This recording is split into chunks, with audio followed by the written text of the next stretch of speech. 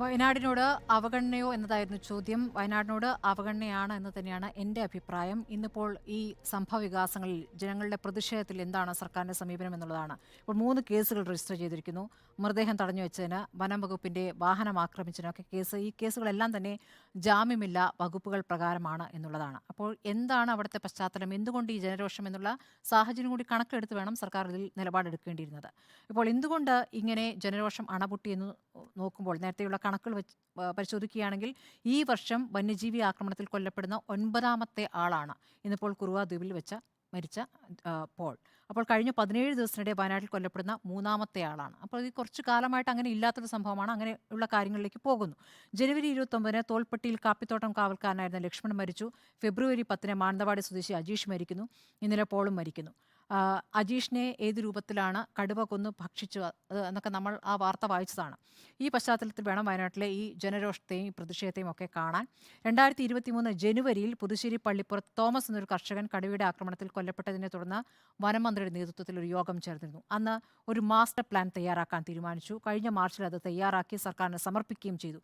ഈ റിപ്പോർട്ടിന്മേൽ എന്ത് നടപടി സ്വീകരിച്ചു എന്നുള്ളത് പ്രധാനപ്പെട്ട ചോദ്യമാണ്. അപ്പോൾ സർക്കാർ ആ ഘട്ടങ്ങളിൽ യോഗം ചേരുന്നു, ചില ഉറപ്പുകൾ നൽകുന്നു, അതൊക്കെ പാലിക്കുന്നുണ്ടോ എന്നുള്ളത് പ്രധാനപ്പെട്ട വിഷയമാണ്. അപ്പോൾ അവിടുത്തെ ജനങ്ങളുടെ പ്രതിഷേധത്തിൽ മാർച്ച് സംഘടിപ്പിച്ചുകൊണ്ട് CPM-ന്റെ അവിടുത്തെ സംസ്ഥാന സെക്രട്ടറി തന്നെ ഉദ്ഘാടനം ചെയ്ത ഒരു സമരവും നമ്മൾ കാണുന്നുണ്ട്. രാഷ്ട്രീയത്തിൽ നോക്കുമ്പോൾ ഇന്ന് UDF MLA-മാരും പ്രതിഷേധ ചൂടറിഞ്ഞു. MLA-മാർക്ക് നേരെയൊക്കെ ആൾക്കാർ കൂക്കി വിളിച്ചു വരുന്ന ദൃശ്യങ്ങൾ നമ്മൾ കണ്ടാണല്ലോ. OR കേളുവിനെ ജനം നേരത്തെ വളഞ്ഞിരുന്നു. വയനാട്ടിലെ MP ഇതുവരെ എത്തിയിരുന്നില്ല. അദ്ദേഹം ഇപ്പോൾ എത്തുകയാണ്. അദ്ദേഹം നാളെ അവിടേക്ക് എത്തും. ഇന്നിപ്പോൾ കണ്ണൂരിൽ എത്തിയിട്ടുണ്ട്.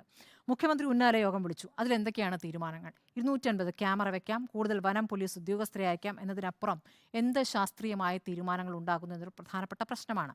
ഇനി വയനാടിൻ്റെ പ്രത്യേകതകൾ പരിശോധിക്കുകയാണെങ്കിൽ ഈ ബന്ദിപ്പൂർ, നാഗർഹോള, മുതുമല എന്നീ 3 വന്യജീവി സങ്കേതങ്ങൾ സംഗമിക്കുന്ന വനമേഖലയാണ്.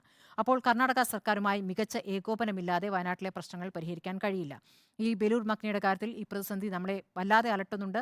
ഈ ഒരു മോഴയാന കേരള അതിർത്തി കടന്നുവെന്ന് നേരത്തെ അറിഞ്ഞിട്ടും സിഗ്നൽ ഡീകോഡ് ചെയ്യാനുള്ള സൗകര്യം കർണാടക നൽകിയില്ല. അതിൽ നമ്മൾ പ്രതികരിച്ചിരുന്നു. പക്ഷേ കർണാടകയോട് ശക്തമായി പ്രതികരിക്കുകയല്ല. നമുക്ക് പരാതിയുണ്ട്, പക്ഷേ അതിൽ വളരെ മൈൽഡായിട്ടുള്ള പ്രതികരണമാണ് കേരളത്തിൻ്റെ ഭാഗത്തുണ്ടായത്. കർണാടകയിൽ ഈ പറയുന്ന കാലാവസ്ഥയുമായി ബന്ധപ്പെട്ട് ഇലപൊഴിയും വനമേഖലയിൽ നിന്ന് വയനാട്ടിലെ അർദ്ധ ഇലപൊഴിയിൽ മേഖലയിലേക്ക് മൃഗങ്ങൾ വേനൽക്കാലത്ത് വരുന്നു. ഇപ്പോൾ വേനൽക്കാലമായല്ലോ. വയനാടൻ കാട്ടിലെ തന്നെ ജൈവിക സമ്പത്ത് കുറയുന്നു എന്നുള്ള സാഹചര്യമുണ്ട്. മൃഗങ്ങൾ അപ്പോൾ സ്വാഭാവികമായി നാട്ടിലേക്ക് പച്ചപ്പ് തേടി വരും. വനവിസ്തൃതി അളക്കുമ്പോൾ വനം വകുപ്പ് തന്നെ നട്ട തേക്കുകളും യൂക്കാലിപ്റ്റസും വരുന്നു. നേരത്തെ ശ്രീ ആൻഡ്രൂ അഗസ്റ്റിൻ ചൂണ്ടിക്കാണിച്ച പോലെ ഇത് എന്ത് ശാസ്ത്രീയമായ പഠനത്തിൻ്റെ അടിസ്ഥാനത്തിലാണ് ഈ തരം മരങ്ങൾ അവിടെ വളർത്താൻ തീരുമാനിച്ചതെന്നുള്ളത് പ്രധാനപ്പെട്ട വിഷയമാണ്. ജൈവിക ശോഷണത്തിന് കാരണമായി കൃത്രിമ തോട്ടങ്ങൾ വനങ്ങളിൽ നിന്ന് മൃഗങ്ങളെ പുറത്തേക്ക് എത്തിക്കാനാണ് സഹായിക്കുക. വനം വകുപ്പ് തന്നെ ഒരിക്കൽ കോടികൾ ചെലവിട്ട് നട്ട സെന്ന എന്ന മരം അതിപ്പോൾ പിഴുതുകൊണ്ടിരിക്കുകയാണ്. അതിന് പിഴുതെടുക്കാൻ വേണ്ടി കോടികൾ ചെലവഴിക്കുന്നു എന്നുള്ള. അപ്പോൾ ആരാണ് ഈ പഠനം നടത്തിയെന്നുള്ള ചോദ്യം അവിടെ നിൽക്കുന്നു. ഇനി കാടും നാടും തമ്മിലുള്ള വേർതിരിവ് നേരത്തെ താങ്കൾ ചൂണ്ടിക്കാണിച്ച പോലെ അതൊരു വേണമെന്നുള്ള പ്രധാനപ്പെട്ട പ്രശ്നമുണ്ട്.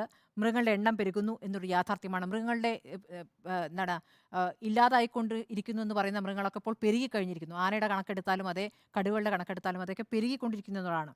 അപ്പോൾ ഈ പറഞ്ഞതുപോലെ കാടിന് അവരുടെ ഒരു ജൈവ വ്യവസ്ഥ, ഈ ചെറു തോടുകൾ നിർമ്മിക്കുക, തടാകങ്ങൾ നിർമ്മിക്കുക, അത്തരത്തിലുള്ള ഒരു വൈത്തിരി മാതൃക നടപ്പാക്കേണ്ടതുണ്ട്. വൈത്തിരി പഞ്ചായത്ത് ജനകീയ പങ്കാളിത്തത്തോടെ വേലി കെട്ടിയിട്ടുണ്ട്. ഒരു വർഷമായി ഇവിടെ വന്യജീവി ആക്രമണം കുറഞ്ഞിട്ടുണ്ട് എന്നുള്ള കണക്കുകൾ കൂടിയുണ്ട്. അപ്പോൾ അതൊരു നല്ല മാതൃകയാണ്. അതിലേക്ക് സർക്കാർ ആലോചന കൊണ്ടുവരേണ്ടതാണ്. ഇത് കൂടാതെ ഈ വന്യജീവികളെ ആക്രമിക്കാൻ വരുന്ന വന്യജീവികളെ എങ്ങനെ നേരിടണം എന്നുള്ള നിയമങ്ങൾ വലിയൊരു പ്രതിസന്ധിയാണ്. അതിൽ കോടതികളും നിയമങ്ങളും ഒക്കെ പരിശോധിക്കേണ്ടതുണ്ട്. കൊലയാളി ആനകളെ റേഡിയോ കോളർ ഘടിപ്പിച്ച് വിടുകയല്ല വേണ്ടത്. അതിന് കാടിൻ്റെ അന്തരീക്ഷം തന്നെയുള്ള സംരക്ഷിത താവളങ്ങൾ നിർമ്മിക്കേണ്ടതുണ്ട്. മയക്കുവെടി വെക്കാനുള്ള ഉത്തരവിടാൻ പോലും എന്തൊക്കെ നൂലാമാലകളാണ്. അപ്പോൾ അതൊരു വലിയ പ്രതിസന്ധിയാണ് നിൽക്കുന്നത്. അപ്പോൾ സംഘർഷം ലഘൂകരിക്കാൻ നേരത്തെ പറഞ്ഞ പോലെ വനം വകുപ്പ് ഇതിനൊക്കെ എത്ര തുക നീക്കിവെക്കുന്നു എന്നുള്ളതും പ്രധാനപ്പെട്ട വിഷയമാണ്. കഴിഞ്ഞ ബജറ്റിൽ അത് 50.85 കോടി രൂപയായിരുന്നു. ഈ ബജറ്റിൽ അത് 48.85 കോടി രൂപയാണ്. അപ്പോൾ ഇത് കുറയുകയാണ് ചെയ്തിരിക്കുന്നത്. സാഹചര്യം സങ്കീർണമാകുമ്പോൾ അതിലേക്ക് നീക്കിവെക്കുന്ന തുക കുറയുന്നു. ശാസ്ത്രീയമായ പഠനങ്ങൾ ഏത് രൂപത്തിൽ നടക്കുന്നു, ആര് നടത്തുന്നു എന്നുള്ളതും പ്രധാനപ്പെട്ട വിഷയമാണ്. ഇതിൽ പരിസ്ഥിതി പ്രവർത്തകരുടെയും ഇതിലെ വിദഗ്ധരുടെയും അഭിപ്രായം തേടുന്നുണ്ടോ എന്നുള്ളത് പരിശോധിക്കേണ്ടതാണ്.